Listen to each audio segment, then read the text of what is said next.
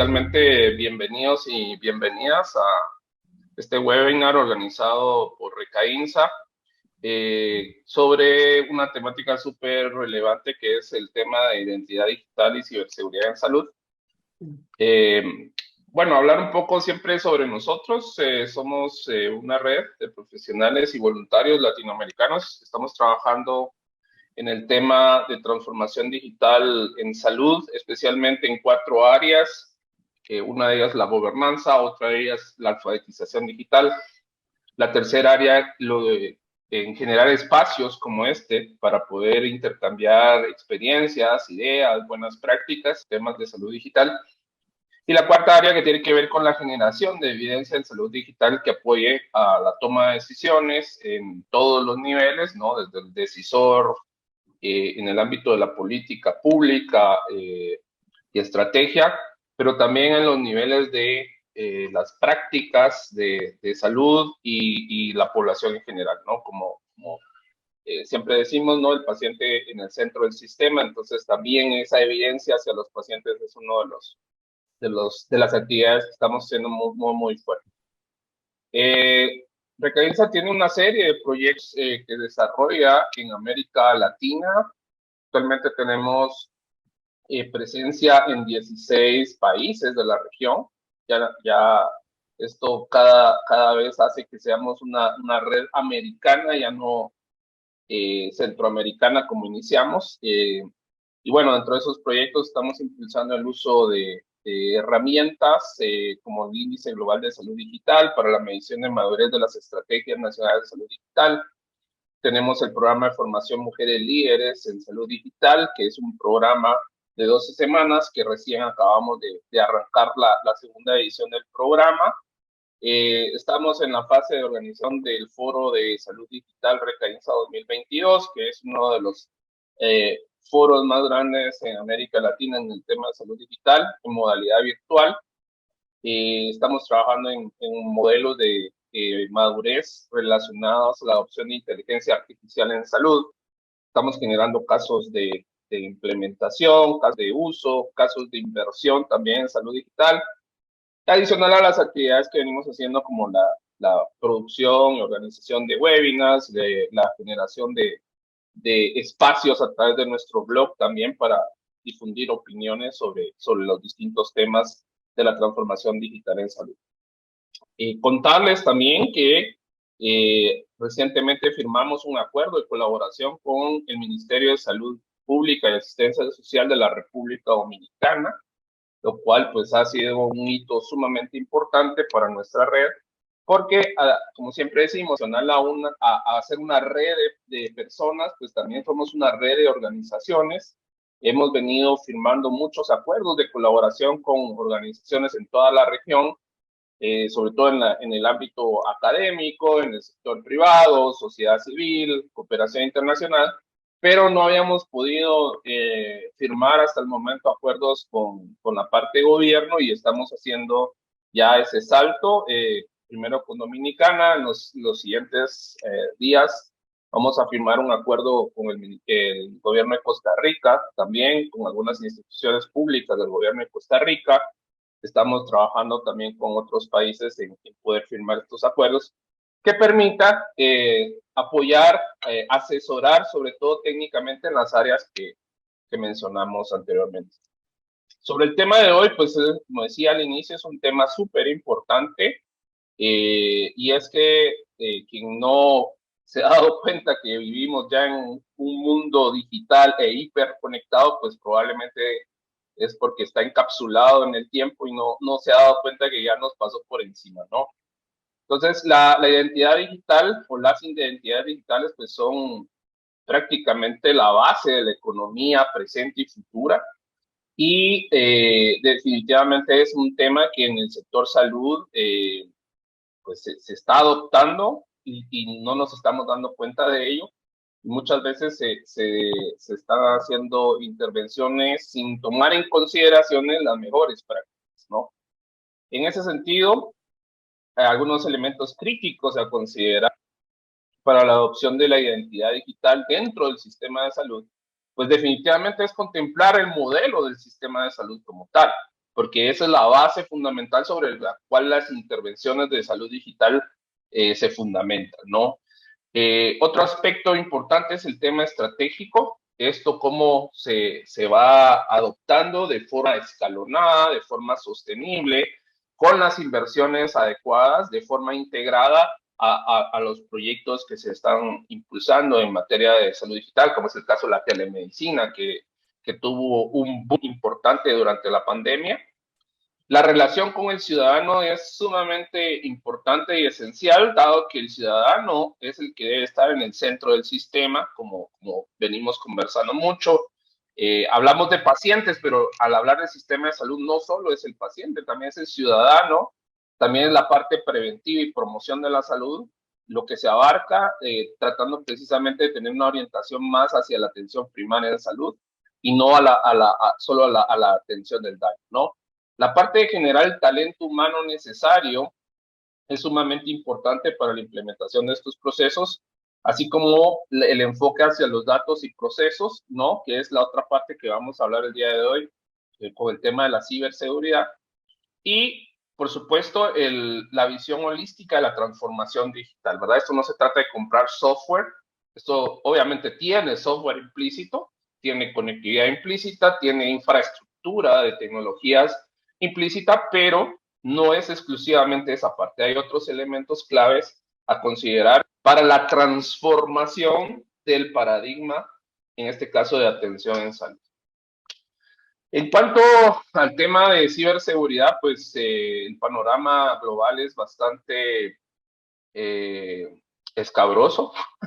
Hay bastantes y cada vez más instituciones relacionadas a la salud que están siendo atacadas o ciberatacadas. Y esto porque tradicionalmente el sector salud ha sido el más rezagado por muchas razones que algunas entendemos, otras todavía estamos tratando de entender, en materia de la transformación digital. Y esto ha implicado también la adopción de tecnologías sin la precaución necesaria y, como mencionaba, ya en este mundo hiperconectado en el que vivimos, el tema de las amenazas digitales ya no solo son a un sector tradicionalmente atacado como era el sector financiero, esto también se traslada al sector salud y por el valor que tienen los datos de salud, por lo cual, bueno, acá hay unas estadísticas un poco interesantes sobre cuáles son los tipos de violaciones en la seguridad, ¿no? Y amenazas que se tienen. Y acá encontré también este ranking que es sobre el top 10 de violaciones en temas de datos de todos los tiempos, ¿no? Y sobre todo, en la última columna es la que llama mucho la atención, ¿no? El número de personas que es afectado por este tipo de seguridad. Entonces, esto nos llama a la reflexión a todos los que pertenecemos al ecosistema de salud digital, la importancia que deben tener los aspectos relacionados a la ciberseguridad y la protección de los datos, porque al final estamos hablando de derechos humanos de las personas, ¿no? Para esto vamos a tener un super panel de lujo, expertos en el tema, colegas latinoamericanos, destacados profesionales. La primera de ellos, Maciel Migua, quien es gerente de proyectos para el área internacional de MV, que es una empresa brasileña de desarrollo de software hospitalario. Es súper apasionada por la tecnología y también es co-chair de nuestra comunidad de práctica de ciberseguridad en salud en Recainsa, que es una de las comunidades que hemos lanzado este año. Y también ha sido miembro de la primera cohorte de mujeres líderes de salud digital del programa de mujeres líderes. Carlos Artiga, que es profesional de tecnología de información y seguridad con más de 10 años de experiencia e impulsando diferentes proyectos e iniciativas relacionadas con infraestructura de tecnologías, gestión de seguridad de tecnologías de información, operaciones de seguridad, cumplimiento de seguridad de la información en los Estados Unidos, América Central, América del Sur y Asia. y también es co-chair de la comunidad práctica de ciberseguridad en salud de Recains. Edgar Betts, que es director ejecutivo de Digital Innovation Alliance, es líder del mercado en innovación y transformación digital. Ha sido galardonado con el premio Innova Ciudad del Smart City Business America Institute por el desarrollo del Centro de Excelencia Digital. Siming, que es del mundo de desarrollo estratégico de negocios en Microchip Technology Solutions, con más de 20 años de experiencia en varias industrias, incluida la industria automotriz, las finanzas y las inversiones, el desarrollo inmobiliario y la innovación tecnológica. Así que bueno, antes de pasar ya a la esencia y sustancia que nos trae el día de hoy, de los comerciales del caso, estamos a pocas semanas ya de arrancar con nuestro foro de salud digital Recaínsa 2022, que será del 10 al 14 de octubre en el marco de la Semana Mundial de la Salud Digital. Y vamos a tener 4 talleres interactivos virtuales sumamente interesantes. Uno de ellos precisamente sobre ciberseguridad en salud. El instructor va a ser nuestro querido colega y amigo Carlos Artiga. Vamos a tener un taller también sobre gobernanza de datos en salud. La instructora va a ser la doctora María Isabel Iñigo Petralanda. Vamos a tener uno sobre arquitectura abierta de intercambio de datos basados en la arquitectura de OpenHI. El instructor va a ser el ingeniero Alejandro Benavides.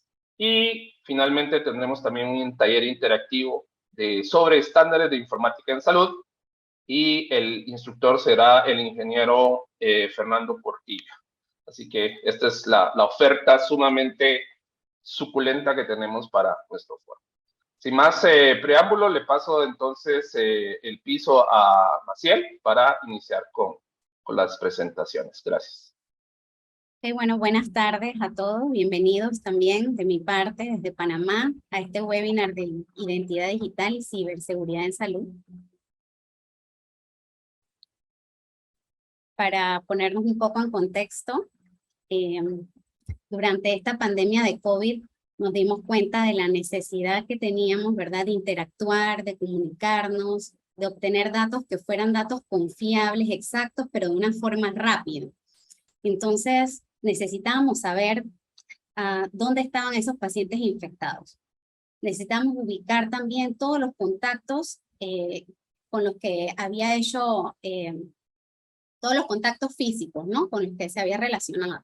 Además de eso, necesitamos saber, digamos, las camas disponibles que habían en los hospitales. Había una serie también de ayudas humanitarias, pero para poder sustentar esos apoyos necesitábamos tener los datos. Y bueno, eso dejó entrever que no estábamos preparados y que necesitamos, digamos, gestionar macroprocesos que permitan hacer frente ante una alerta sanitaria de este tipo.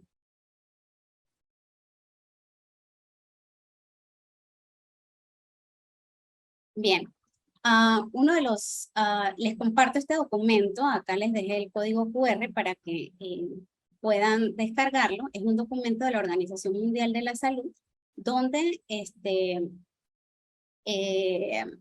se describen algunos de los desafíos importantes de los sistemas de salud, pero que también hasta este 30 de septiembre está abierto para que se puedan hacer revisiones y recomendaciones ya del mismo. Entonces, llama la atención porque justo, como les estaba comentando, ya de la pandemia del COVID va dejando esa necesidad de poder interesarse en lo que son las herramientas tecnológicas y el uso de las mismas para poder satisfacer toda esta demanda de necesidades que hay. Entonces ellos, además de los desafíos, van presentando una serie de iniciativas que en una mirada rápida, en un análisis, podemos ver cómo este tipo de tecnología de identidad digital apoyaría a esas iniciativas. Digamos, podemos ver los temas de autenticación rápida, mejora de procesos, se reducen los tiempos de espera, etc. O sea, hay una gama de beneficios que podemos obtener utilizando este tipo de herramientas. Puede pasar. Bien. También hay una serie de regulaciones ya existentes que podemos tomar como base para consultar, ya sea para leer el material, conocerlo, pero también para ponerlo en práctica. Y esas, digamos, es la ley del LIPA en Estados Unidos, ¿verdad? Todavía estoy atrás, Carlos. Entonces, tenemos estas regulaciones, pero también hay ciertos estándares. Por ejemplo, el SOC 2 es una guía que se creó para los auditores para que ellos pudiesen evaluar los temas relacionados, digamos, a la seguridad, al cumplimiento y a la efectividad operativa de esos protocolos de seguridad informática. Entonces, también tenemos la Ley General de Protección de Datos, digamos, que Brasil ya lleva bastante avanzada, pero también están las regulaciones propias que cada país, algunos pues ya han empezado a trabajar o que están trabajando en esto. Y básicamente pues la idea es enfocar en que existe lo que es la privacidad de los datos y la confidencialidad también de los mismos. Entonces, cuando hablamos de privacidad de los datos, nos referimos específicamente al hecho de que yo soy dueño o debo ser dueño de mi información, ¿verdad? De mis datos. Si estos datos son consultados, yo debo poder haber emitido un consentimiento o estar de acuerdo o al menos saber quién está consultando mis datos. Cuando hablamos del hecho de la confidencialidad, abarca quizás ver ese perímetro, ese entorno y ver cómo yo puedo crear restricciones para que esa información no sea fácilmente consultada o que sea consultada también quizás por quienes tengan los roles permitidos para acceder. Entonces, en ese sentido, acá es importante mencionar que, digamos, hay personas que tienen permiso dentro de una instalación hospitalaria, como por ejemplo el personal de TI, para acceder a ciertos datos, o médicos que acceden a datos de pacientes. Entonces, nosotros no nos damos cuenta de que esa información está siendo consultada. Creo que acá también estoy... No, atrás, por favor. Entonces, con la identidad digital, nosotros podemos administrar qué proveedores de servicios podrían acceder a nuestros datos. Nosotros brindaríamos los consentimientos basados en roles también. Hay un historial de fechas, de horas y demás. Es como un registro de todas las transacciones de quienes nos han solicitado, ¿verdad? Acceder a esos datos. Entonces, bueno, ahora sí. Otro de los desafíos importantes que atravesamos es con el tema de las autenticaciones, ¿verdad? Y es que en este tema de autenticaciones nosotros podemos decir que una aseguradora, por ejemplo, que tiene acceso a esos datos, pudiese utilizarlos para ofrecer, digamos, algunas coberturas específicas, ¿ya? O podríamos decir,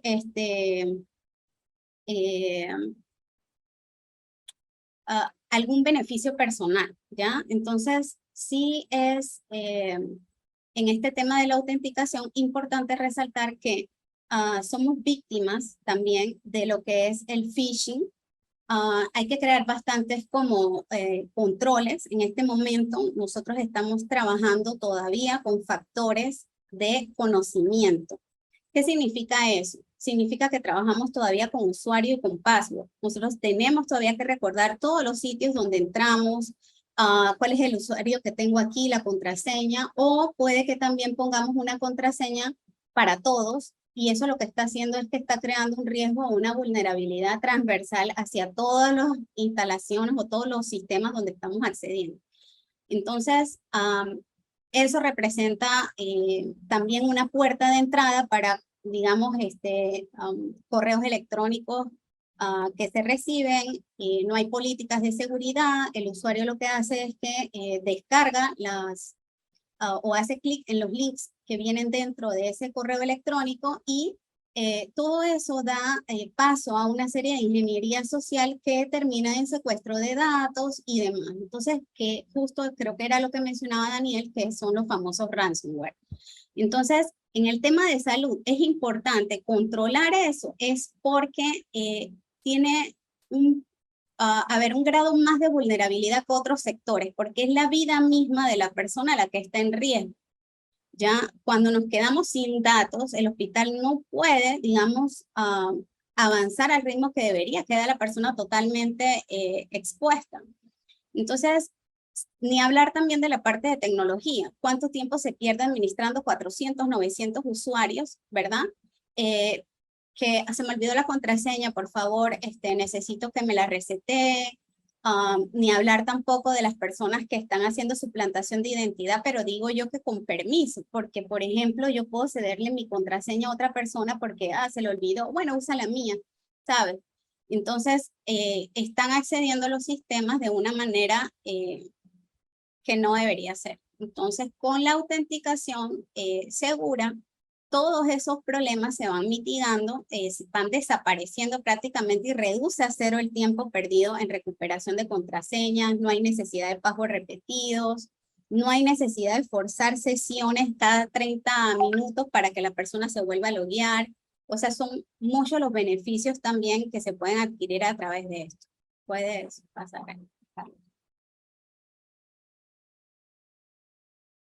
Puede pasar. Ajá. Y cuando hablamos también, o sea, ya hablamos de privacidad, de confidencialidad, de las autenticaciones, pero también está el tema de la integridad. Esos datos que viajan a través del sistema deben tener esa confiabilidad, esa exactitud, ¿ya? ¿Qué está pasando, en verdad? Porque en ciertos hospitales me ha tocado ver cómo, digamos, una enfermera llena dentro de un formulario, apunta lo que son los signos vitales del paciente y luego, como tiene algún otro formulario que tiene que pasarlo hacia otro departamento, ella transcribe todo eso manualmente, ¿ya?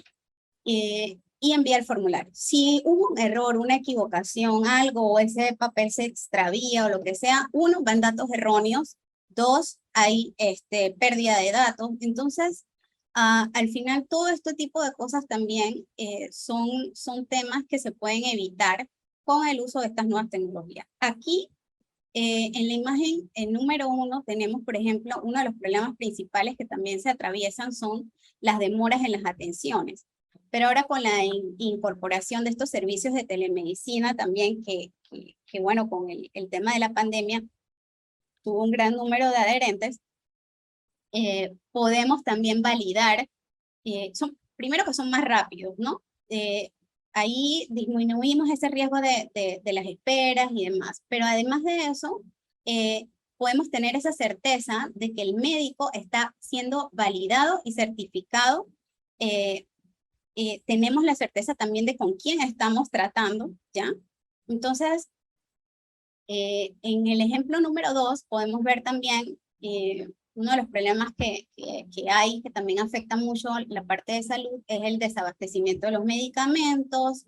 En este sentido, pues también la entrega de medicamentos también equivocados o a las personas que no son las personas autorizadas para recibir el medicamento. En este ejemplo, se reduce, digamos, el riesgo garantizando que solo los pacientes que están verificados puedan pedir y recoger los medicamentos que se le han recetado.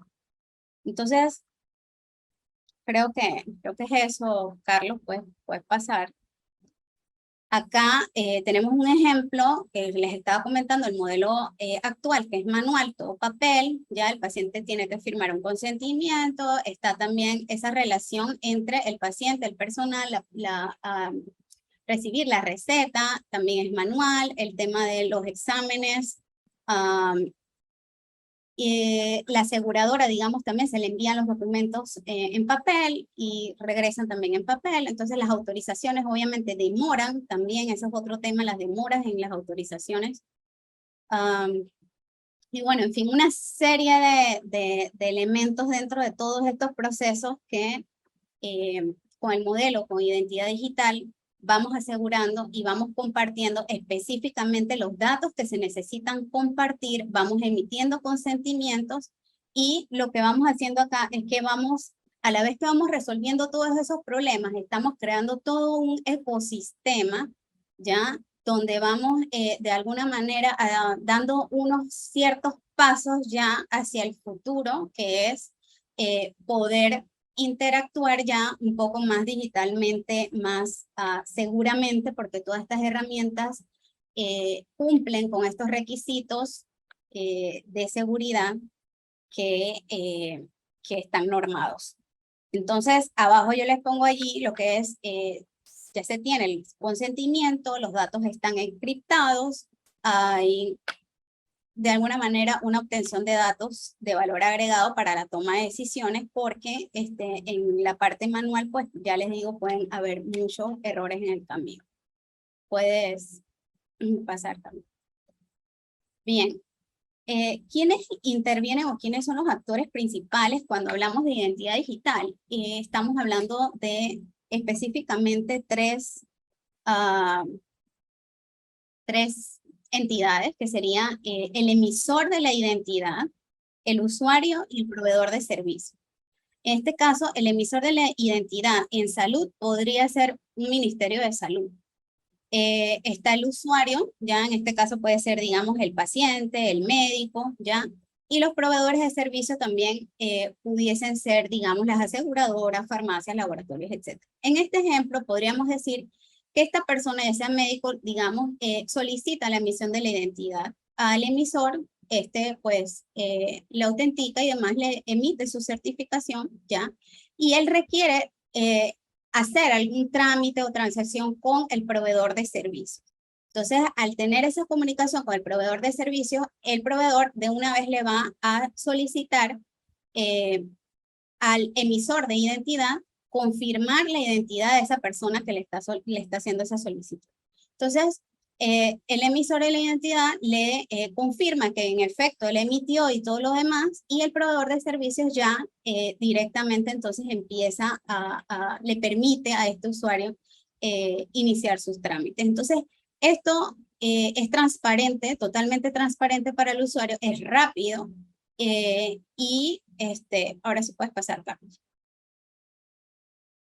Y este sería un proceso del flujo de autenticación, perdón, un flujo del proceso de autenticación, donde aquí inicialmente la persona se loguea, ¿no? Hace su sign in, se loguea y recibe un mensaje de SMS en el cual, digamos, allí él puede estar recibiendo un link, un link al correo, y cuando él abre ese link, digamos, puede ser, esto se llama Magic Link. Entonces, al recibir esto, él puede recibir el Magic Link y, digamos, también un código QR, por decir. Eso empieza, digamos, este tipo de aplicaciones lo que hace es que empiezan el proceso de autenticación, entonces, de ese individuo, de esa identidad del individuo. ¿Cómo? Le pide, entonces, los documentos, le pide sus cédulas y demás, ¿no? Digamos, si es médico, digamos que, no sé, las políticas que solicita digamos que puede ser su certificado de idoneidad, ¿ya? La cédula, no sé, otra cosa, la licencia para la parte de la entidad, la autoridad de tránsito, no sé, o sea, depende. Entonces, en este caso, que es de salud, sería, por ejemplo, la cédula, el certificado de idoneidad, y además de los documentos, está el tema de la biometría, ¿sí? Te solicita también la biometría y te solicita movimiento, ¿ya? Y con eso se logra luego el último paso, que ya la vinculación de ese usuario con ese dispositivo. Entonces ya ahí se cierra esa primera fase de autenticación, y que se da pues solamente una vez. Una vez que eso ya está, digamos, una vez que se hace ese proceso, ya más adelante usted solamente tiene que autenticarse y verificar lo que va recibiendo. Pues puedes pasar, Carlos. Esto sería un ejemplo, digamos, de lo que se puede hacer con digamos, una herramienta como esta. Te permite tener toda una plataforma de microservicios. Es decir, ahí es donde vamos al segundo paso, que hablamos que con una identidad digital podemos autenticar a las personas y demás. Pero además de eso, mucho hablamos, ¿verdad? O los gobiernos de los países están trabajando también en la parte de gobernanza digital, de cómo interoperar los datos. Bueno, este tipo de herramientas también permiten eso. Si ustedes ven aquí, ya para las personas que conocen un poquito más técnicamente, aquí dice API para desarrolladores. También están, digamos, abajo diferentes tipos de estándares, frameworks, protocolos, y acá se muestran, digamos, diferentes casos de uso y los diferentes tipos de credenciales que era lo que les estaba comentando, el Magic Link, el SMS, en fin, los tokens y demás. Entonces, con esto, pues básicamente es como un resumen de todo lo que implica una identidad digital como para iniciar el abordaje hacia los temas que siguen. Con esto yo concluyo mi presentación, Carlos. Buenas tardes a todos, soy Semin y gracias a Retensa por la invitación a participar. Yo vengo hoy a conversarles sobre lo que es verificación de identidad y los casos de uso relacionados a tener una plataforma de identidad digital que venga a entrar dentro de los sistemas informáticos de los servidores de salud, ¿no? Creo que uno de los, o el beneficio principal que hay para tener una identidad digital o inicial, digamos, en la cual podemos palpar muy rápidamente, es la necesidad de verificar a todos los usuarios involucrados, ya sea usuarios externos, llámese pacientes, proveedores externos o internos, como sean los doctores, enfermeras, laboratoristas, personal de urgencia. ¿Cómo viene entonces ahora con una identidad digital a diferenciar o los casos de uso que podría generar, digamos, mayor eficiencia, que es uno de los desafíos principales que bien presentó Maciel, y cómo esto puede llevar a automatizar muchos de los procesos actualmente existentes dentro de los sistemas de salud? Entonces, con una plataforma de identidad digital, ya uno obteniendo un credencial digital, facilita el hecho de poder verificar a estas personas. En este caso, por decirlo así, si esta credencial o esta plataforma está dentro de un dispositivo móvil en la cual, digamos que puedas recibir esa notificación de consentimiento y yo pueda probar quién realmente está requiriendo mi información, o yo pueda verificar si realmente el prestador de servicio o yo como doctor pueda verificar que ese paciente es realmente quien dice ser, ¿no? Entonces, los casos de uso de esto son vastos y múltiples. Por ejemplo, nosotros generalmente cuando nos toca ir al doctor y entramos en urgencias, nos piden llenar una vasta cantidad de formularios comprobando realmente, primero, si somos quien decimos ser que somos y si tenemos los seguros al día, si podemos responder a eso. Entonces pasamos nuevamente a que nos verifiquen la identidad para saber realmente nuestros datos médicos como tal, que obviamente son muy necesarios. Pero con una identidad digital podemos avanzar esto incluso hasta antes de que, digamos, lleguemos al hospital, ¿no? En cierta manera, nosotros al autenticarnos o tener ese consentimiento de aprobación a acceso a nuestra información, el hospital o el proveedor de servicios puede anticipar, digamos, acceso a una camilla o tener listo y preparado todas las necesidades que tengan en cuanto a una urgencia médica, ¿no? Entonces, por el lado contrario, el solicitante, el doctor, al tener entonces consentimiento expreso y ya autenticando que esta persona o la información de esta persona la tenga ya accesible, puede ya tomar decisiones o plantear soluciones anticipadamente, ¿no? El hecho de, como bien decía, de tener listo, preparado una camilla o cualquier necesidad médica en su momento, ¿no?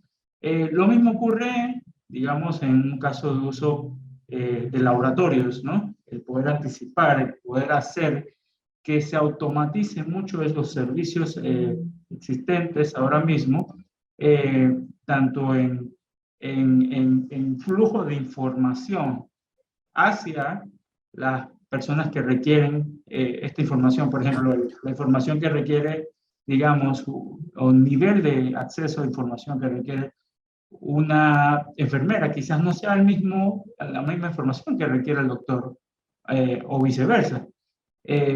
Y este acceso a información, esta automatización del flujo, ayuda mucho en estos casos a eficientar y hacer más rápido esa comunicación, y más que son exámenes médicos o prestaciones de servicios de medicina como tal. Y bien, como mencionaba Maciel, durante pandemia, la adopción o la rápida adopción de los servicios de telemedicina, donde realmente sí requieres previa verificación de esas identidades de ambas partes, ¿no? Tanto del paciente como del prestador de servicio médico. ¿Puedes pasar, Carlos, por favor? Y claro, uno de las, digamos, factores que nosotros identificamos en cuanto a cómo se realiza esta verificación de identidad. Generalmente cuando llenamos los formularios o hacemos entrega de información de documentos de identidad y temas como estos, hay datos personales que quizás no sean pertinentes, que quizás realmente no son necesarios, pero que a la vez lo solicitan porque ya está incluido dentro de estos documentos como tal. Entonces necesitamos un servicio o una plataforma que realmente nos notifique o nos dé ese consentimiento sin requerir de añadir datos adicionales o datos personales del paciente, que son quizás a veces irrelevantes, ¿no? Y aparte de eso, mantener un registro de todos los accesos que se han dado de parte de cada uno de esos proveedores de servicios como tal o del hospital. Y más aún, el derecho del paciente de poder revocar estos permisos que en teoría normalmente son permanentes. Actualmente los registros que se cuentan en la mayoría de los lugares quedan de por vida. Y entonces no necesariamente cuando un paciente quiera cambiar de proveedor y por temas de registro, sí, creo que hay leyes que también involucran el tema de que deba llevar un registro de cierta cantidad de tiempo de algún tema de datos, pero utilizando instancias de identidad digital, la idea es que el paciente o el usuario sea quien sea el que custodie sus datos. Entonces, cumpliendo con la mayoría de las, o inclusive yendo un poco más allá de las leyes de protección de datos como tal, la forma descentralizada que te está llevando más fuerza de custodiar la información o los datos es que sea el usuario que tenga ese poder. Nosotros tenemos ese, digamos, ese pensamiento en la cual de cómo deberían ser las cosas, ¿no? Entonces, el tema de quién tiene acceso o tener conocimiento de quién tiene esos accesos es un derecho, digamos, del usuario como tal, ¿no? Carlos, si puedes pasar a la siguiente. Digamos que estos tres características de lo que conlleva la utilización de una plataforma de identidad o una credencial digital, en este caso en un móvil, debe pasar por estos tres instancias. Uno es el registro, que inicias con un documento de identidad para comprobar que la persona es quien dice ser que es, ¿no? Y a la vez confirmar y verificar que esa información personal sea la adecuada.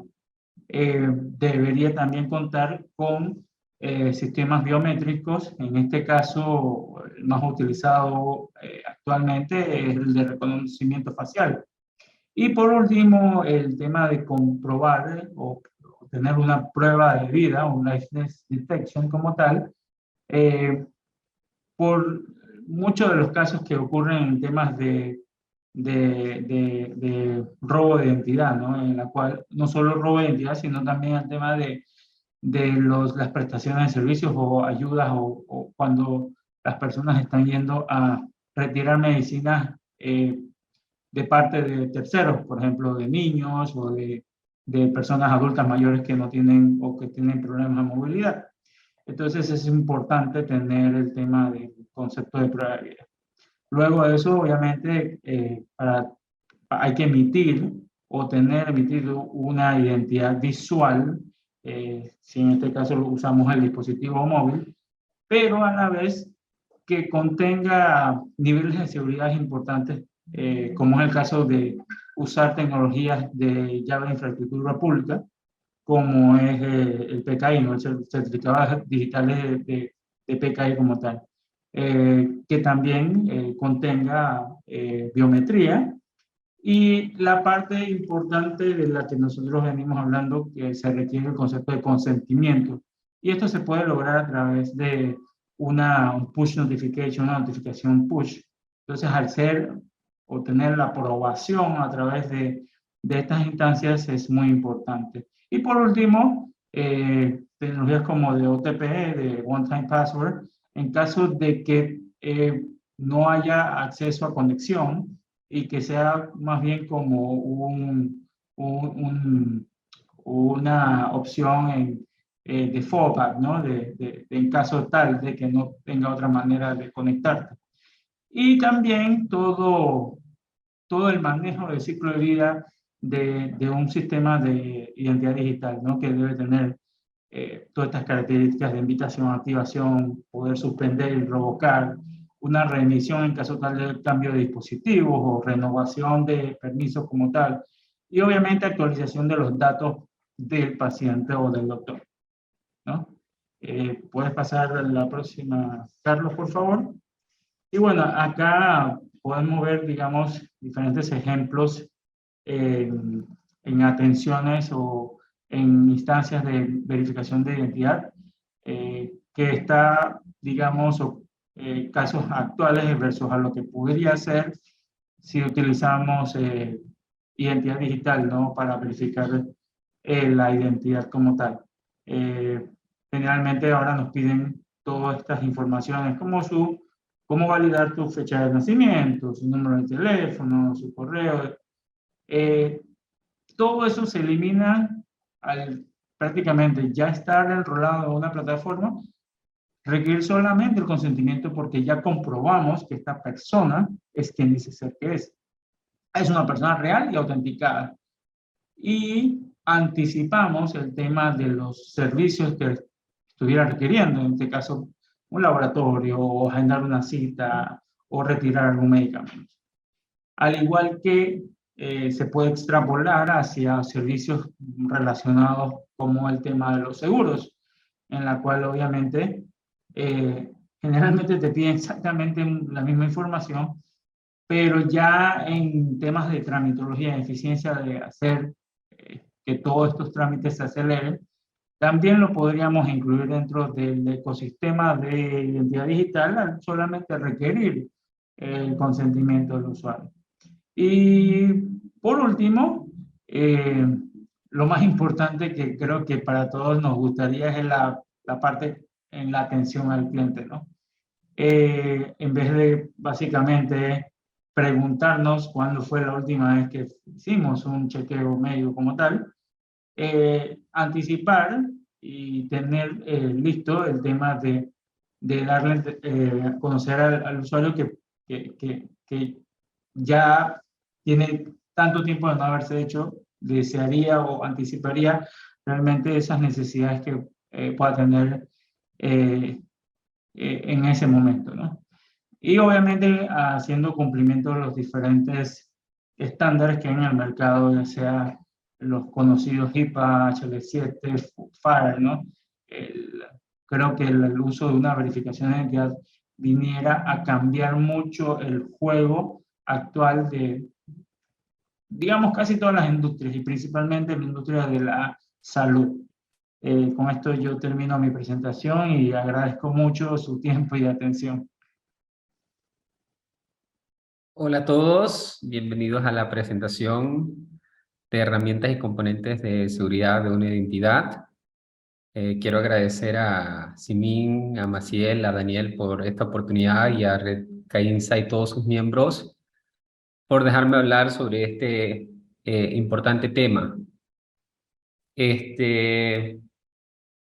Para hablar de temas de herramientas, primero hay que entender la base, ¿no? Entonces, cuando hablamos de temas de salud, la salud es un derecho fundamental de un derecho humano para todas las personas tener salud. Y cuando hablamos de salud, segundos puedes determinar si entre la vida y la muerte de una persona. Entonces, tenemos que escoger herramientas que tengan los atributos y nos den las habilidades para poder tomar decisiones con ciertas características que funcionen para que nosotros podamos salvar la mayor cantidad de vidas y darle calidad de vida a las otras personas que estamos siendo atendidos o inclusive en forma preventiva. Siguiente. Entonces, cuando hablamos de identidad digital, uno de los grandes componentes que queremos entender es con quién estamos lidiando. ¿Quién es esa persona? ¿Por qué viene aquí a ser atendido? ¿Qué es lo que requiere? ¿Qué fue lo que pasó? ¿Cuándo fue que pasó? ¿Cómo pasó? Y el por qué. Y estas son preguntas que parecen muy fundamentales, pero son informaciones que nos guían hacia poder tomar unas decisiones basadas en conocimiento y evidencia, e inclusive para evitar que ocurra el mismo incidente una y otra vez. Siguiente. Cuando hablamos en términos de riesgo, siempre el que está tratando de violar el tema de seguridad y vulnerabilidad, al final a cabo, que son sistemas, es a las personas. Se está enfocando principalmente en 7 diferentes aspectos. Uno es el famoso phishing, que ya lo vieron, que es básicamente mandando y pasándose por una otra persona. Segundo es la persona en el medio, básicamente pudiendo revisar la información o el intercambio. La tercera, que hemos visto bastante, es que les niego el servicio, que es muy parecido a lo que pasó en Costa Rica. La cuarta es, yo agarro y daño el sistema y genero un malware y básicamente el sistema no funciona como debería ser. Y el ransomware es, no solo yo cierro el sistema y hasta que tú no me pagues, por eso el concepto de ransom, yo no te voy a habilitar. Y lo que ocurre con muchos de esos casos es que incluyen, por ejemplo, especialmente en cosas críticas, te dicen más o menos un estimado de lo que puede pasar si tú no me pagas el ransom. Entonces, se vuelve extremadamente complicado para una institución que está basado en términos de salvar vidas, el no tener el incentivo, no tener el deseo de pagarlo. Aunque cuando después que los paguen el hueco todavía sigue abierto. Y el sexto es una de las cosas que ya estamos viendo en muchos sectores, en donde el usuario está siendo manipulado para en realidad hacer un acceso real, pero para la manipulación, obviamente, de la persona que está con malas intenciones. Y la última, que es la que y creo que la más poderosa y la que más está afectando el sector de salud y en realidad todos los otros sectores, es el tema de robo de identidad, que en realidad involucra todos los otros componentes porque está asociado con los servicios, está asociado con los accesos, está asociado con todo el ecosistema de salud e inclusive derivados. Siguiente. Entonces, Sócrates dijo, conócete a ti mismo, y es el principio de la sabiduría. Y para conocerte a ti mismo, básicamente nos enfocamos en quién somos. Cuando aquí nos presentamos a cada uno de nosotros, lo primero que estamos haciendo es presentándonos para generar un nivel de confianza. Y segundo, entender cuál es el propósito de por qué estamos aquí. ¿Por qué nosotros estamos tomando el tiempo para ver esta presentación? ¿O por qué yo estoy tomando el tiempo para tratar de explicar? Entonces, entendiendo el propósito de por qué la persona está asistiendo o está yendo a un centro de salud o está siendo atendida o está con un malestar, es extremadamente importante y los médicos lo llaman el tema del diagnóstico.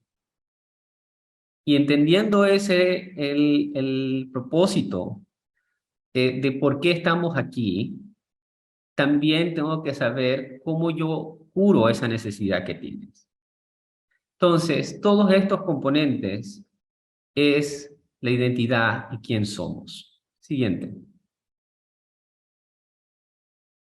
Entonces, cuando pensamos en términos de seguridad y herramientas, y hay muchas herramientas, tenemos que contemplar que algo que tú puedes identificar, lo puedes medir. Y cuando puedes medir algo, lo puedes mejorar, porque sabes, ok, llegué, corrí 1 milla o 1 kilómetro en 5 minutos. Si yo quiero mejorar, ya yo puedo decir, yo quiero correr esa milla, ese kilómetro en 4 minutos, etcétera. Entonces, ya cuando puedes identificar algo, puedes mejorar la precisión de cómo tú estás midiendo eso y obviamente la calidad y los resultados que eso están asociados. Y cuando estás pudiendo medir los datos y generar los datos más confiables, puedes tomar decisiones más acertadas y crear estrategias y tomar decisiones basadas en evidencia. Cuando ya nuestros países comiencen a tomar decisiones basadas en evidencia, ya vas a ver que hay una mejora en la política pública y también en las políticas privadas y en el tema intersectorial. Eso garantiza un nivel de eficiencia en el punto más importante, que es el individuo, el ciudadano, el paciente, la persona. Entonces se vuelve un ecosistema centrado en el individuo y la persona, y eso solo se puede hacer con una identidad digital interoperable, que también es omnicanal e intersectorial. Y cuando tú centras el ecosistema basado en el individuo, entendiendo el por qué, qué está pasando, qué está sintiendo, etcétera, comienzas a cambiar el ecosistema de salud de uno de atención y atención crítica y ya a la última milla o como dicen al último minuto, a un tema preventivo donde estás mejorando la calidad de vida y mejorando la productividad de esa población para que pueda no solo servirse a ellos mismos, sino servir a los otros para que las cosas mejoren. Siguiente. Entonces, esto no es un concepto que yo inventé para temas de salud. En realidad, hubo una persona que se encargaba de evaluar los sistemas de MRIs, que es para escanear a las personas. Y él, cuando hacía sus indicadores de evaluación, los indicadores que él le ponían para evaluar era preguntarle al médico si la máquina está dando las imágenes correctas y qué tan efectiva ha sido la máquina, si ha tenido algún daño en la máquina, etcétera, etcétera. Y obviamente los médicos, felices y contentos, decían la máquina de MRI está funcionando espectacularmente. Y obviamente el hospital está feliz, el médico está feliz, Excelente. Comenzó a hacer su reporte antes de irse y se encuentra un niño al lado que está llorando. Y el niño está asustado de entrar en una máquina de MRI. Y generalmente cuando tú vas a una máquina de MRI es porque algo serio están buscando de detectar.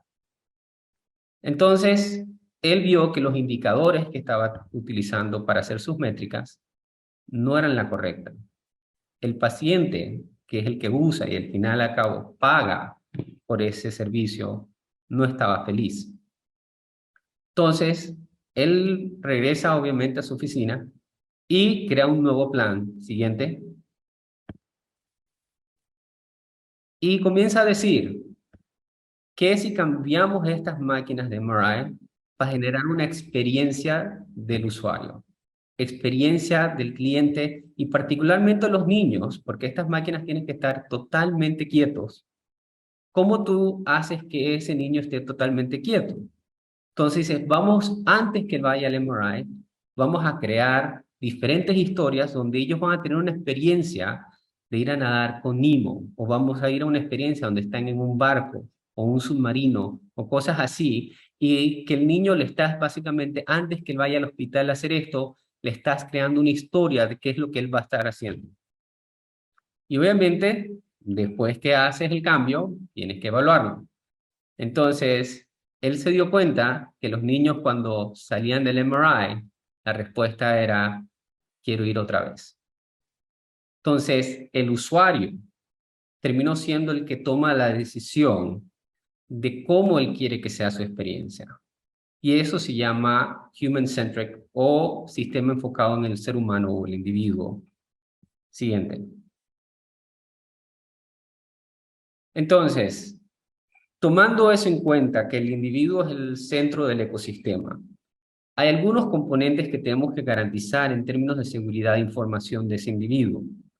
Una es la integridad de los datos, la confidencialidad o privacidad de los datos, la autenticación de que esa persona es quien dice ser y que él no pueda decir no fui yo. Entonces, estos 4 componentes han sido la base de la seguridad de la información y la ciberseguridad por muchos años. Pero esto nosotros hemos estado cambiando a unos sistemas mucho más amplios porque obviamente tenemos más datos y más mecanismos de protección de datos. Siguiente.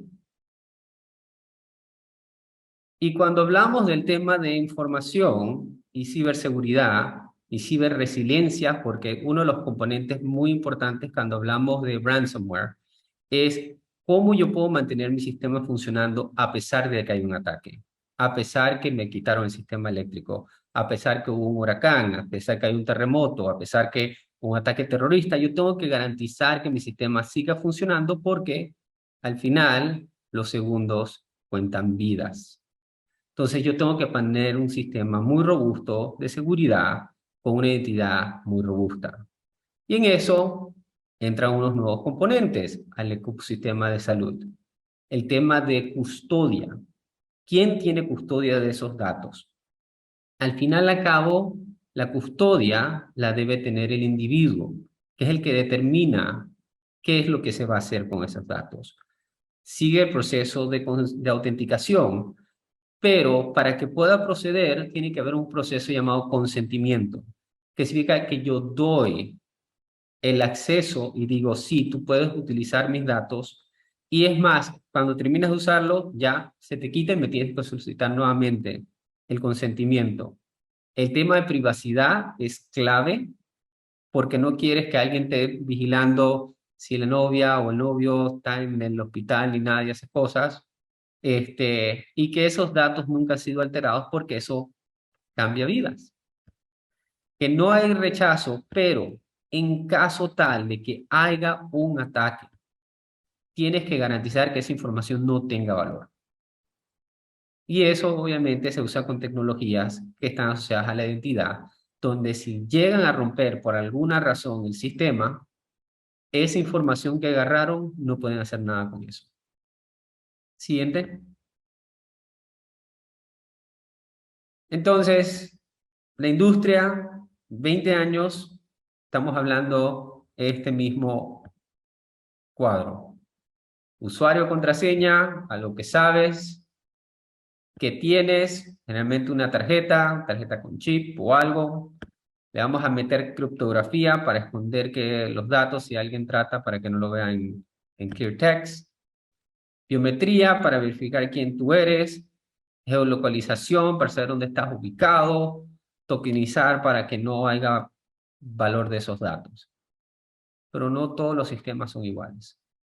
Cuando hablamos de niveles de seguridad, tenemos que contemplar dentro de esos mismos componentes que hemos estado hablando por los últimos 20 años, ¿qué niveles estás dentro de eso?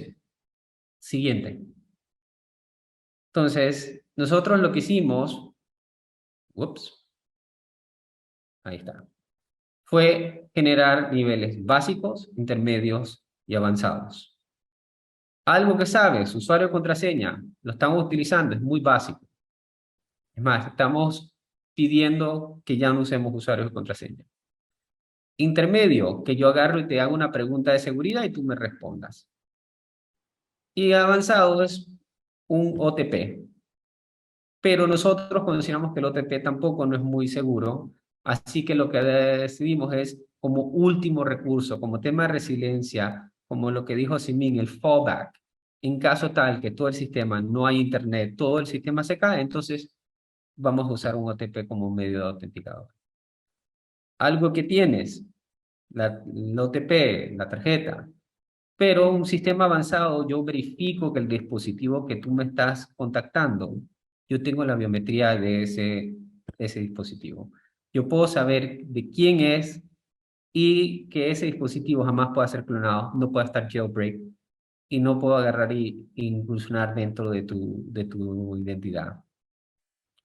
Criptografía, temas llaves simétricas, llaves asimétricas, también conocido como PKI, infraestructura de llave pública.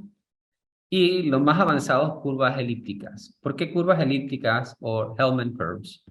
Es porque para tú romperlas necesitas una computadora cuántica.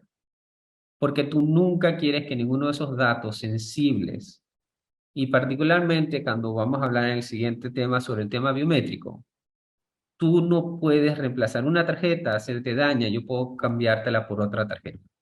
Un dispositivo se te daña, yo te puedo dar otro dispositivo. Yo no te puedo dar otra cara. Entonces tengo que ser muy cuidadoso cómo yo manejo esos datos sensibles y hacerlo de un punto que nadie más lo pueda hacer. Entonces, cuando vemos biometría, hay un montón de detalles, biometría. Entonces, hay diferentes tipos. La biológica, veo la huella, la mano, rostro, etc. Comportamiento, cuando yo comienzo a ver si estás vivo o no, que no estás reemplazando o no me estás poniendo una foto al frente, etc. Y hay la morfológica, que es el tema de profundidad. Si tú notas, tu nariz está al frente de tus ojos, que está al frente de tus orejas, que está detrás de tu boca, etc.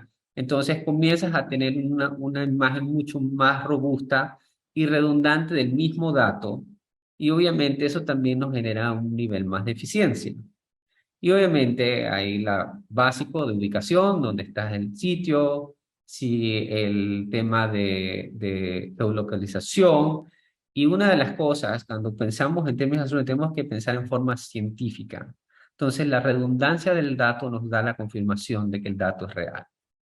Y entonces, cuando hablamos de tokenización, y tokenización ya es un tema que se habla en casi todos los foros de temas de salud, aunque todavía está muy incipiente, hay el intercambio de un soft token o un token por transacción.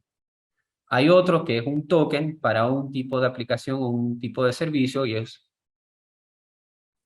el otro, y es el que más recomendamos, es que haya un token de una sola sesión y que se expire en forma inmediata, así que en caso tal de que alguien trate de intervenir el token, no puede hacer nada con eso. Siguiente. Y con eso, amarras todo el ecosistema en forma segura. Una herramienta segura que queda bajo la custodia y la tutelaridad del individuo, y él es el que comienza a empoderarse, que es la parte más importante, empoderar al ciudadano, empoderar al individuo, empoderar al paciente, a él ser el que toma las decisiones y junto con el asesoramiento de sus médicos, la enfermera, del sistema de salud, entonces se vuelve algo donde todos trabajamos en conjunto para el bienestar de todos. Gracias. Buenas tardes, ¿cómo están? Excelente presentación también. Edgar. Eh, bueno, yo les quiero hablar un poquito ya para terminar el último tema, que es el de ciberseguridad como tal. Yo quisiera aprovechar este espacio para poder unir todos los conceptos que vimos en las presentaciones anteriores y comentar por qué la importancia de estos temas, ¿verdad? Em, Recapitulando un poquito, la seguridad de la información, ya como tal, es un conjunto de políticas, procedimientos y controles que nos ayudan a proteger la información. Esto normalmente antes se le llamaba la triada de CIA, no tiene nada que ver con la agencia de seguridad, sino que tiene que ver con la confidencialidad, integridad y disponibilidad de la información. El objetivo de que nosotros pongamos tantos niveles de seguridad, cuestiones técnicas, cuestiones administrativas que nos hablan muchos estándares como HIPAA y otros como HITECH y HITRUST, eh, es realmente proteger registros electrónicos, registros médicos, información personal del paciente, que todo esto en conjunto hace una categoría de información que se llama información protegida o PHI, Protected Health Information. Hablando un poquito sobre lo que es en sí la identidad digital, ¿sí? Eh, Nosotros escuchamos mucho ahorita de autenticaciones, una contraseña, un password, muchas cosas que involucran la identidad digital. La identidad digital no únicamente está en decir mi contraseña y mi usuario o mi token está en un sistema, sino que también es mi información. Por ejemplo, mi nombre, mi edad, mi peso, mi género, medicamentos que tomo, mis registros hospitalarios, mis pólizas de seguro, etcétera. Todo esto hace un conjunto de datos que en conjunto ellos pueden identificar a una persona desde el punto de vista ya sea personal como desde el punto de vista clínico. A todo esto nosotros le llamamos la identidad clínica digital. No únicamente existe en un sistema, y fue por eso que puse esta imagen en la diapositiva.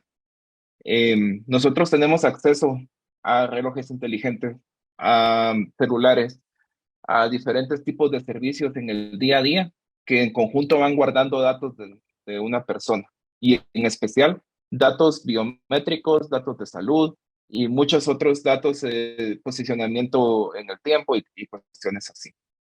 Entonces, en conjunto, todo eso hace la identidad digital de una persona. Y es muy importante saber que cuando nosotros vamos a proteger la identidad de las personas, estamos protegiendo tanto la información que los puede a ellos identificar, que al final todo empieza desde el paciente. Un servicio que llevo hospitalario, un servicio que llevo de un seguro médico, todo eso al final es información que viene de una persona.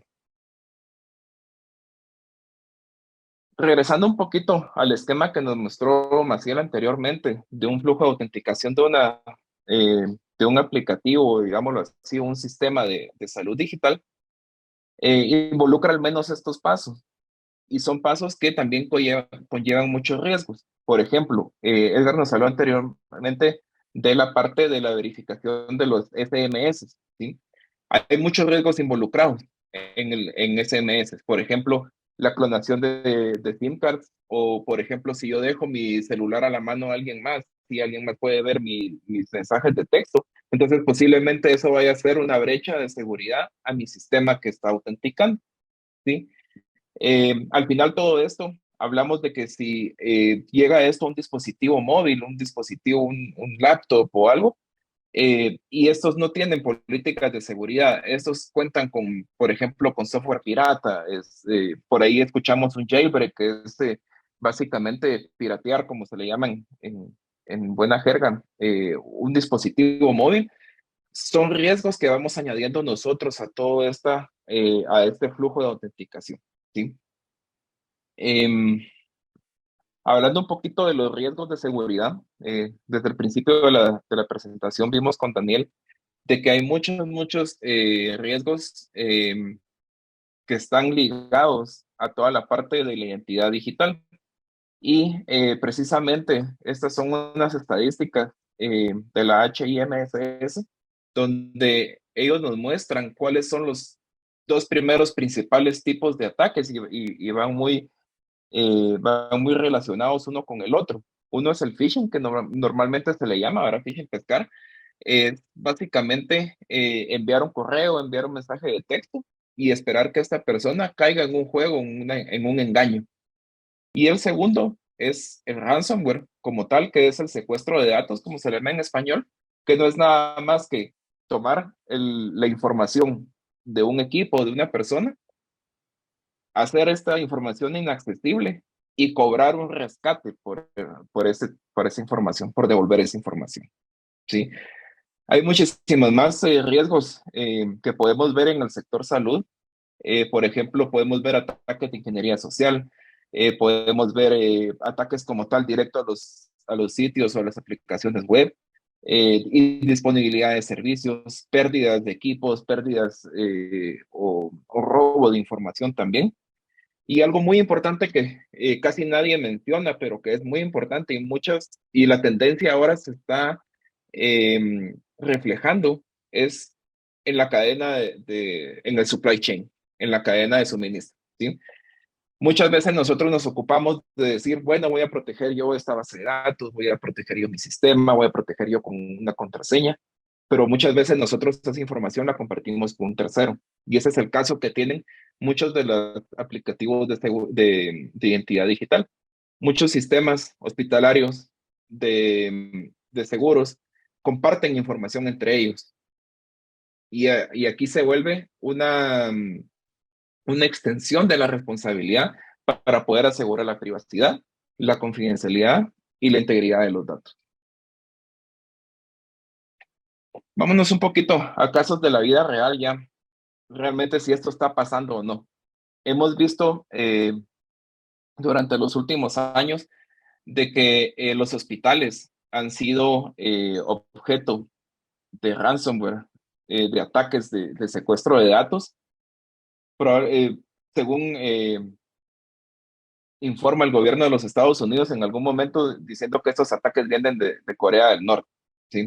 Eso es algo súper famoso que pasó en los últimos 2 años y que esto ha tenido repercusiones incluso monetarias al sistema de salud de los Estados Unidos. Pero vemos que no únicamente estamos hablando de un aspecto financiero cuando decimos que puede haber un impacto en los ataques de seguridad hacia los sistemas de salud. Vemos que también pueden cobrar vidas, ¿verdad? En este caso fue muy famoso también. Un hospital fue demandado debido a que un bebé no pudo obtener la atención médica debido a que los sistemas de salud estaban infectados con ransomware. Básicamente no estaban disponibles estos sistemas para poder brindar la atención en emergencias a una persona. En este caso, pues fue algo de lo más impactante que he visto yo. Cómo puede un sistema o un ataque de ciberseguridad cobrar incluso la vida de una persona. Por ahí mencionaron el caso de Costa Rica, ¿sí? En el caso de Costa Rica, el gobierno de Costa Rica estuvo también informando sobre ataques completamente que se hicieron de ransomware a toda su infraestructura de gobierno, sistemas de comunicación, sistemas de salud, que fueron también muy afectados ellos en este plazo de tiempo, donde muchos de los sistemas fueron también no disponibles por un cierto tiempo. Hablando un poquito de lo que es ransomware, dónde está pasando y todo, yo los invito a ustedes a poder ver mapas también interactivos donde nosotros podemos ver incluso en tiempo real cómo y dónde se están efectuando ataques de ransomware al sistema de salud específicamente. Eso es algo súper interesante. Con un mapa podemos nosotros ver, por ejemplo, dónde se están haciendo estos tipos de ataques, qué repercusiones están teniendo, si se está pagando un ransomware, por ejemplo, y qué cantidad se está pagando. Y esto es bien importante porque, perdón, regresando aquí, eh, esto genera un impacto, no únicamente monetario, como ya lo dije, sino que también puede cobrar la vida a una persona. Estamos hablando que la información es valiosa, especialmente la información de salud, que no únicamente incluye, digámoslo así, la información de un paciente, sino que un paciente también tiene que pagar por sus servicios. Entonces estamos hablando que también hay una cadena ahí entre mi información privada, mi información médica y también mi información con la que yo estoy financiera, básicamente. Entonces podemos ver qué impacto pueden tener este tipo de ataques de seguridad a la identidad digital. Podemos ver indisponibilidad de servicios, ese es uno de los principales. Podemos ver información que puede ser robada o puede ser también divulgada. Podemos ver pérdidas monetarias, podemos ver pérdidas humanas y podemos ver incluso la destrucción de sistemas en algunas formas, donde, por ejemplo, algunas agencias no han querido pagar el rescate del ransomware y básicamente la información se queda perdida, ¿verdad? Para cerrar un poquito esta charla, hemos hablado mucho de cómo funcionan los sistemas de salud, hemos hablado también de qué es la identidad digital, eh, hemos visto también algunas recomendaciones y yo quisiera cerrar con este tema y es qué podemos hacer nosotros desde el punto de vista de ciberseguridad para poder protegernos. Lo primero, los ataques tanto de phishing como de ransomware vienen muchas veces por mensajes de texto, por correos o llamadas de voz incluso. Que nosotros siempre estemos atentos y podamos verificar realmente la identidad de las personas que nos están escribiendo o nos están llamando. En el tema de actualizaciones de seguridad, yo he visto, por ejemplo, muchas veces, ahorita que vi el caso de la máquina de resonancia magnética que estaban mencionando anteriormente, he visto que muchos de estos equipos muchas veces se conectan a computadores que bajan esta información, descargan esta información, y estos computadores no tienen un sistema de antivirus, o están corriendo un Windows XP, o están corriendo ya sistemas operativos que ya son muy obsoletos, y esto permite que estos equipos sean blancos súper fáciles de ataques de cibernéticos, ¿verdad? El tercero, siempre usar software antivirus. En el workshop del año pasado, nosotros dimos como unas claves para poder ver cuál es el antivirus que mejor se adapta a mi necesidad, tanto corporativamente como personalmente. Y por último, creo que esta es una alerta de spoiler por el siguiente taller que tenemos interactivo de ciberseguridad. Cómo poder nosotros implementar un framework Zero Trust o cero confianza, donde básicamente nosotros decimos, vamos a desconfiar de todo y vamos a dar el acceso únicamente a lo que sea necesario. Y esto se explica en varias capas, por ejemplo, en la parte de identidad, ¿verdad? Donde yo puedo tener autenticaciones biométricas por tokens, por incluso pues contraseñas y usuarios, ¿verdad? El nivel de los dispositivos, de los endpoints, en los puntos, ya en los equipos de los usuarios finales, eh, básicamente donde se tienen que aplicar políticas de acceso, políticas de contraseña, políticas de actualización de antivirus, políticas de actualización del sistema operativo, etc. Al nivel de la data, aquí directamente es quién y por qué tiene que tener acceso a la información, que es de la parte más crítica de un framework de este tipo. En la parte de aplicativos, igual, no todas las personas o no todas las entidades deberían de tener acceso a todos los datos de salud, sino que esto debe ser restringido. Y como mencionaron en la presentación anterior, si en caso alguien tiene un acceso no autorizado a mi información, que el impacto de esto sea mínimo, con información que sea, digamos, pública o que no tenga tanto valor. En el nivel de infraestructura, al final los aplicativos, las páginas web, las aplicaciones móviles, todas este tipo de sistemas de información corren sobre una infraestructura, ya sea sobre un teléfono móvil, sobre un servidor web, sobre un computador, etcétera. Esta infraestructura también debe tener ciertos parámetros de seguridad para poder asegurar la privacidad de la identidad digital. Y también debe ser accesible únicamente a las personas que deberían de. Y por último, los sistemas están interconectados. Esas son una de las grandes ventajas y algo lo que ha disparado digámoslo así, la informática en salud últimamente, que los sistemas ya pueden estar interconectados y la interconexión o el intercambio de información puede ser muy ágil ahora, muchísimo más rápido, muchísimo más fácil. Y también a nivel de la red, también nosotros debemos de implementar ciertas medidas de seguridad técnicas que puedan ayudar a reducir intrusiones en nuestros sistemas. Y con esto cerramos el webinar del día de hoy. Daniel, si tenemos Sí. preguntas. Muchas Gracias. Sí, justo estábamos recordando a la audiencia que si tienen preguntas pueden hacerla en este momento.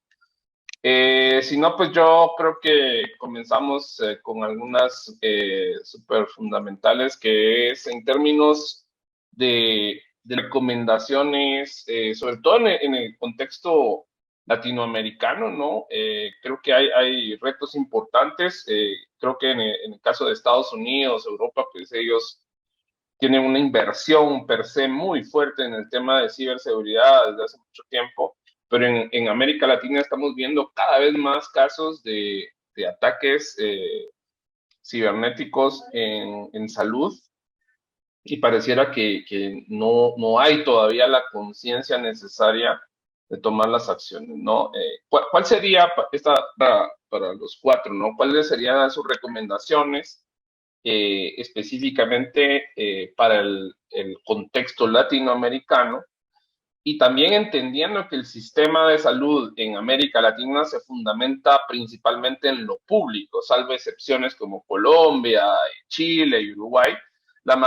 Digamos que los grandes prestadores de salud son públicos, con lo que se agrega un componente adicional en cuanto a reto, en cuanto a inversiones, ¿no?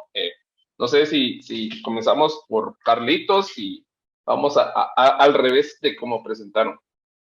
Perfecto. Bueno, Daniel, yo diría que a mí me gustaría empezar por el tema normativo. Muchas veces cuando hemos trabajado, interactuado con empresas, con emprendimientos y otros, digámoslo así, proveedores de salud digital, muchas de las preguntas son, bueno, ¿y cómo hago yo que mi información sea segura, mi sistema sea seguro? Y muchas personas llegan con la idea de decir, bueno, voy a hacer que mi sistema sea HIPAA compliant, ¿verdad? Es lo primero que he visto yo. Y mi primera respuesta es, bueno, HIPAA como tal no es no es una certificación que se le pueda dar a un sistema o a una empresa, pero sí podemos cumplir con ciertos requisitos. Por ahí Maciel también mencionó la parte de SOC 2, ¿verdad? Que no es como tal un framework de seguridad directamente para sistemas de salud, pero que sí se puede aplicar en básicamente cualquier tipo de industria, ¿verdad? Entonces, creo que lo principal es empezar, si yo quiero proteger mi información, es empezar por las regulaciones locales, las regulaciones que afectan a mis terceros, las regulaciones que puedan afectar dónde están guardados mis datos. Incluso muchas veces nosotros tenemos datos guardados no sé, en Europa, en Norteamérica, y hay diferentes regulaciones que puedan afectar dónde están almacenados los datos y dónde estamos trabajando nosotros o dónde estamos proveyendo nuestros servicios. Y por último, también quisiera mencionar algo muy importante, que lo mencioné durante la presentación, es muchas veces me preocupo de cómo yo proteger mi sistema, pero cuando yo entrego la información, cuando yo la intercambio con alguien más, esa tercera parte también tiene una responsabilidad en cuidar la información digital, ¿verdad? Entonces creo que eso es muy importante. Por ahí empezaría yo. Gracias, Charlie. Edgar.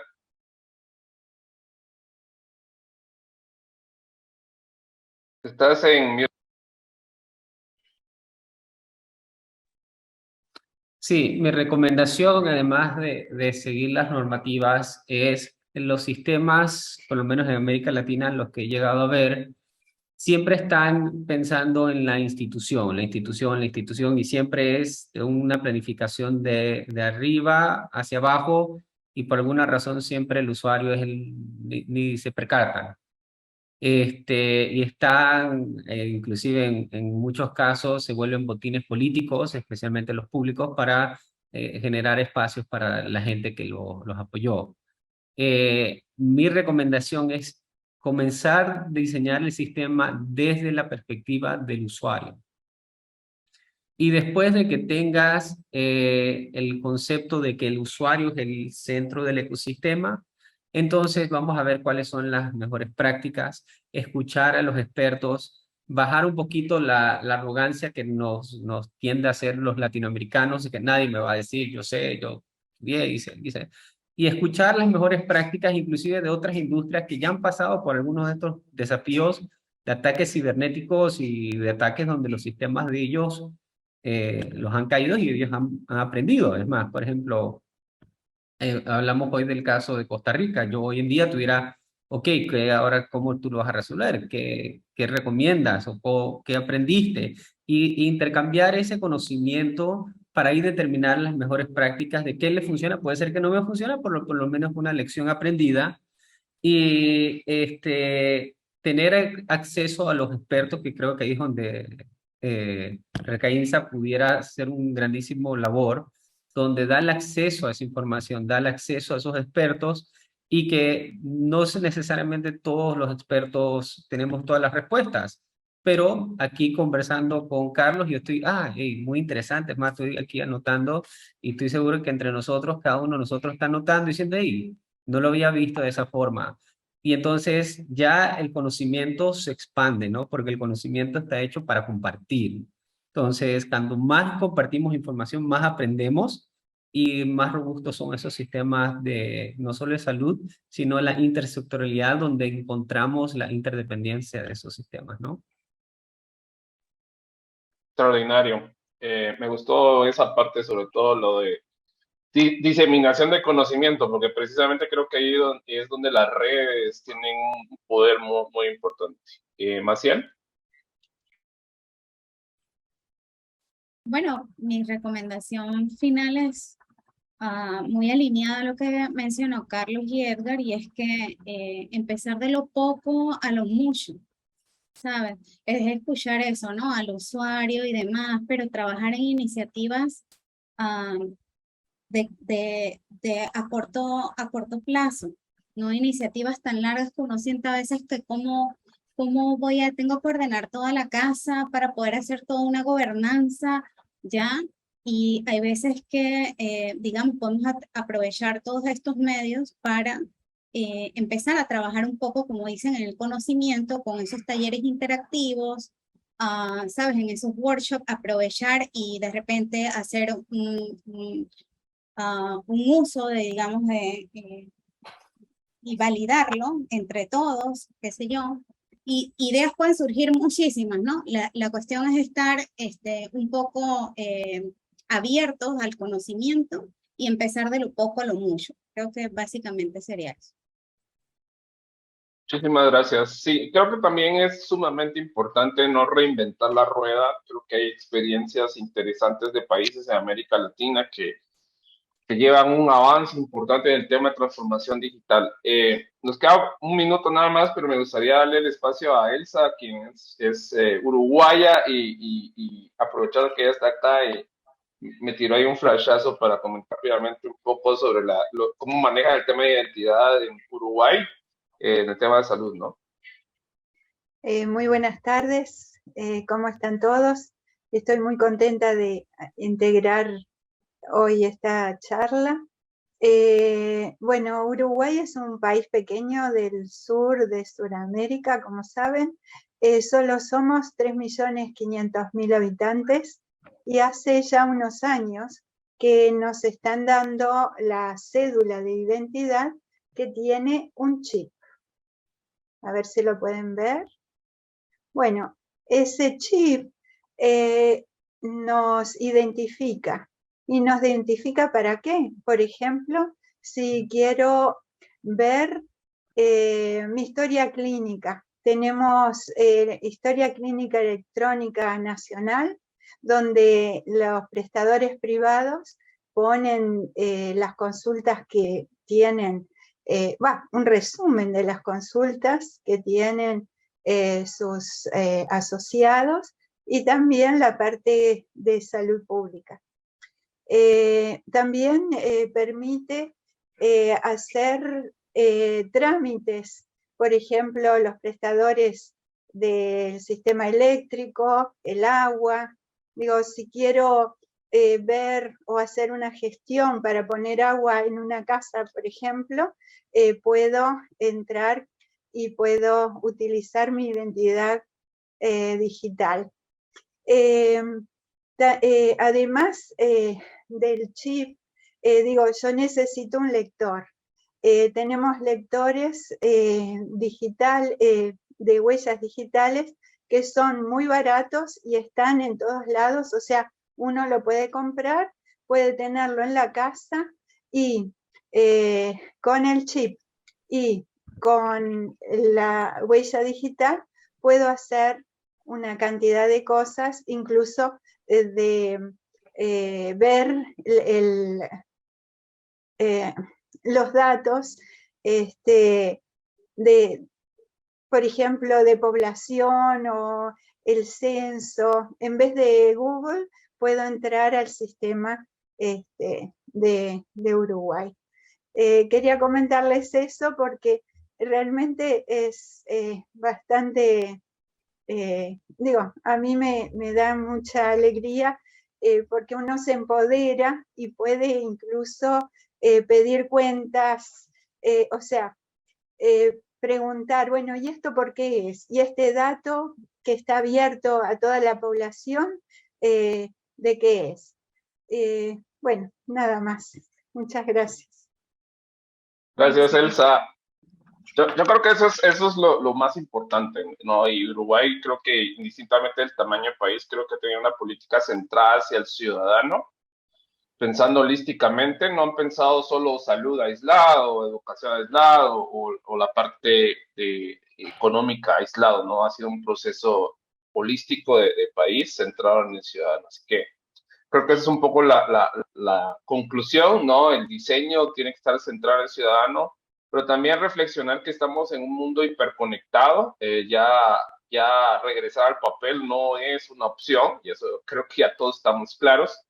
Así que, como todo en la vida, hay que asumir riesgos. No hay riesgo cero, siempre hay un riesgo que correr en todo lo que se hace, cualquier proyecto.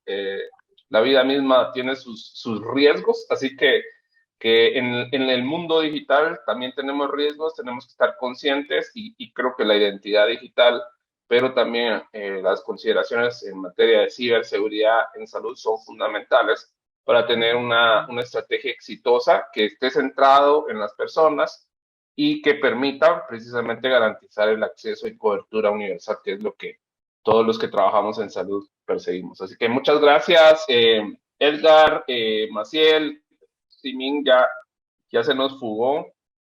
Muy valioso este webinar, y sobre todo creo que es un kickoff para seguir discutiendo de este tema, porque hay mucho que abordar sobre la temática. Nuevamente la invitación a que se inscriban en el taller de ciberseguridad que tendremos en el marco de la Semana de la Salud Digital del 10 al 14 de octubre, y también estén pendientes a las redes sociales de Recainsa para la más información sobre estos y otros temas que consideramos que son de interés. Así que muchas gracias y que tengan una feliz tarde.